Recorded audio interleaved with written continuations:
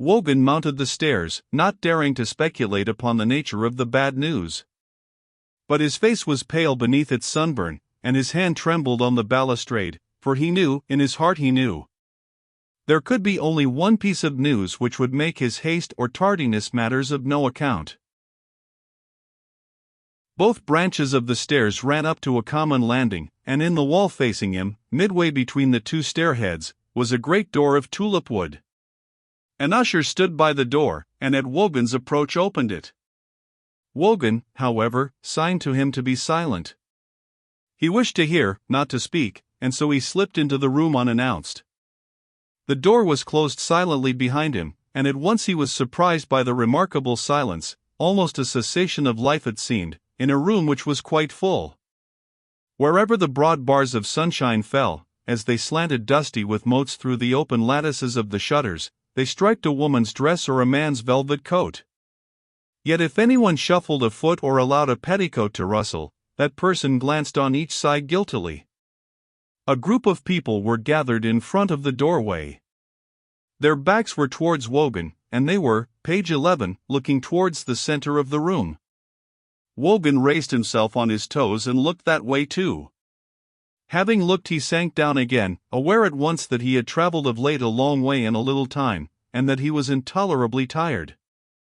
For that one glance was enough to deprive him of his last possibility of doubt. He had seen the Chevalier de St. George, his king, sitting apart in a little open space, and over against him a short squarish man, dusty as Wogan himself, who stood and sullenly waited. It was Sir John Hay, the man who had been sent to fetch the Princess Clementina privately to Bologna, and here he now was back at Bologna and alone. Wogan had counted much upon this marriage, more indeed than any of his comrades. It was to be the first step of the pedestal in the building up of a throne. It was to establish in Europe a party for James Stuart as strong as the party of Hanover. But so much was known to everyone in that room, to Wogan the marriage meant more.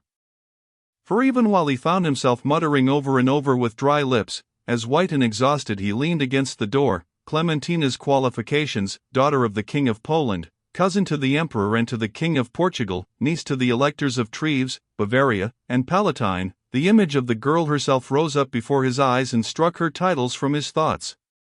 She was the chosen woman, chosen by him out of all Europe and lost by John Hay. Page 12.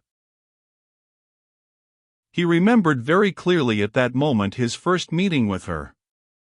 He had traveled from court to court in search of the fitting wife, and had come at last to the palace at Ola in Cilicia. It was in the dusk of the evening, and as he was ushered into the great stone hall, hung about and carpeted with barbaric skins, he had seen standing by the blazing wood fire in the huge chimney a girl in a riding dress. She raised her head, and the firelight struck upwards on her face, adding a warmth to its bright colors and a dancing light to the depths of her dark eyes. Her hair was drawn backwards from her forehead, and the frank, sweet face revealed to him from the broad forehead to the rounded chin told him that here was one who joined to a royal dignity the simple nature of a peasant girl who works in the fields and knows more of animals than of mankind. Wogan was back again in that stone hall when the voice of the Chevalier with its strong French accent broke in upon his vision. "Well, we will hear the story. Well, you left Ola with the princess and her mother and a mile-long train of servants in spite of my commands of secrecy." There was more anger and less despondency than was often heard in his voice. Wogan raised himself again on tiptoes and noticed that the Chevalier's face was flushed and his eyes bright with wrath. "Sir," pleaded Hay, "the princess's mother would not abate a man." "Well, you reached Ratisbon. And there?" Page 13. "There the English minister came forward from the town to flout us with an address of welcome in which he used not our incognitos but our true names." "From Ratisbon then no doubt you hurried? Since you were discovered, you shed your retinue and hurried?" "Sir, we hurried to Augsburg," faltered Hay. He stopped, and then in a burst of desperation he said, "At Augsburg we stayed 8 days. 8 days? There was a stir throughout the room, a murmur began and ceased. Wogan wiped his forehead and crushed his handkerchief into a hard ball in his palm. It seemed to him that here in this room he could see the Princess Clementina's face flushed with the humiliation of that loitering. And why 8 days in Augsburg? The princess's mother would have her jewels reset.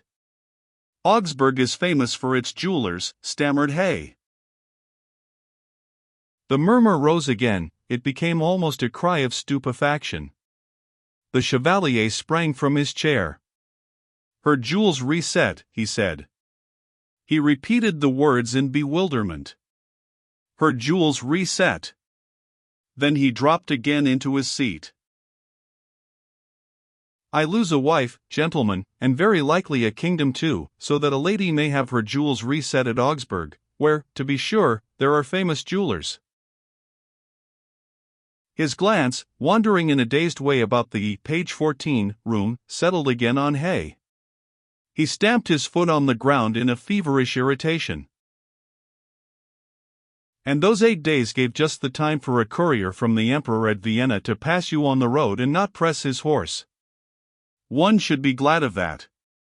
It would have been a pity had the courier killed his horse. Oh, I can fashion the rest of the story for myself. You trailed on to Innsbruck, where the governor marched out with a troop and herded you in. They let you go, however. No doubt they bade you hurry back to me. Sir, I did hurry, said Hay, who was now in a pitiable confusion. I travelled hither without rest. The anger waned in the chevalier's eyes as he heard the plea, and a great dejection crept over his face. Yes, you would do that, said he. That would be the time for you to hurry with a pigeon's swiftness so that your king might taste his bitter news not a minute later than need be. And what said she upon her arrest?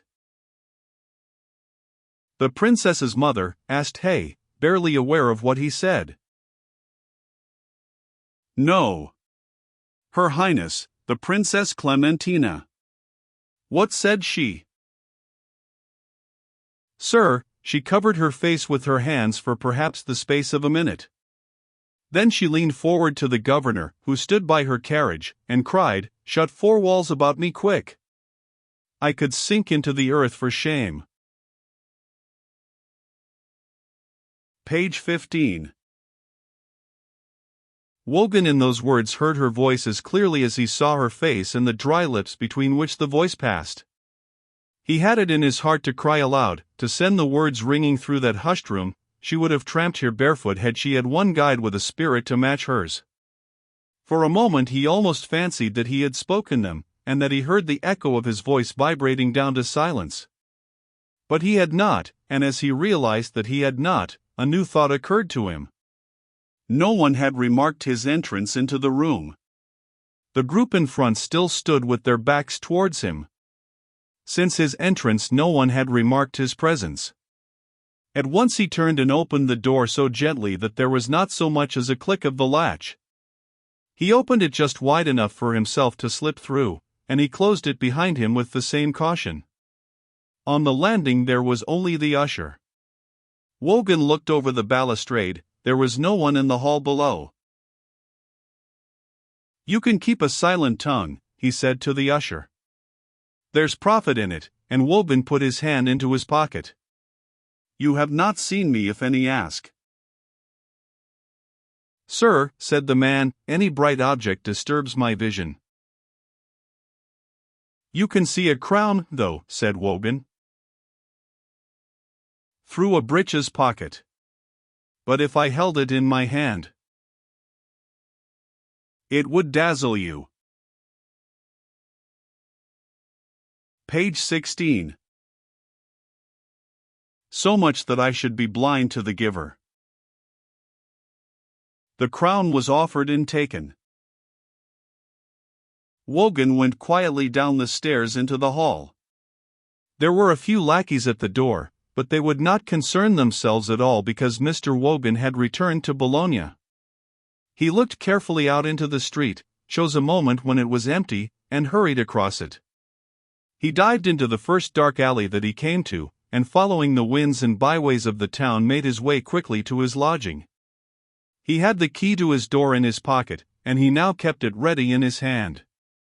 From the shelter of a corner he watched again till the road was clear. He even examined the windows of the neighboring houses lest somewhere a pair of eyes might happen to be alert.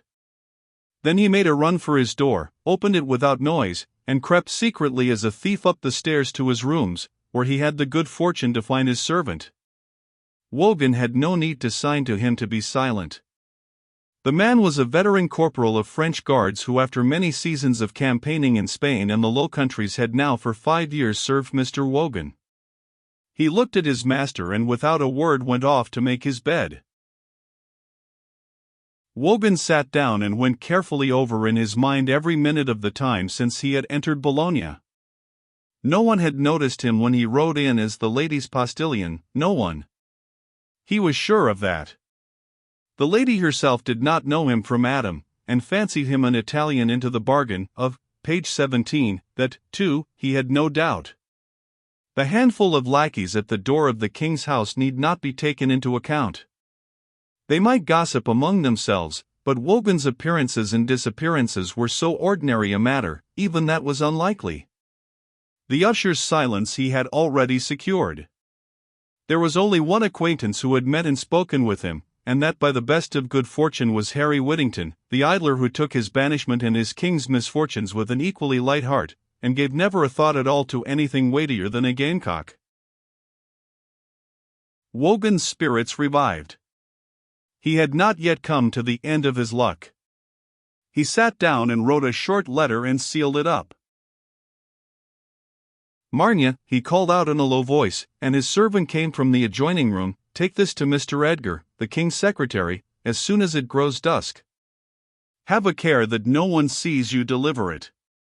Lock the parlor door when you go, and take the key.